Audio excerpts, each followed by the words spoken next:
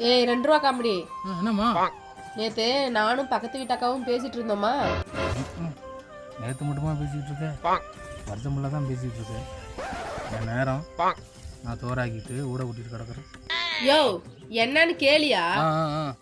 நேத்து அந்த அக்கா சொன்னாங்க, நாம எவ்வளவு விஷயத்தை பத்தி பேசுறோம் பாப்பா, நமக்கு தெரியாத விஷயமே இல்லதானே பாப்பா. ஆனா இந்த பூமி சுத்துறது மட்டும் நம்மளுக்கு தெரியாம போச்சு பாரு பாப்பா அப்படின்னு அந்த அக்கா என்கிட்ட சொன்னாங்களா.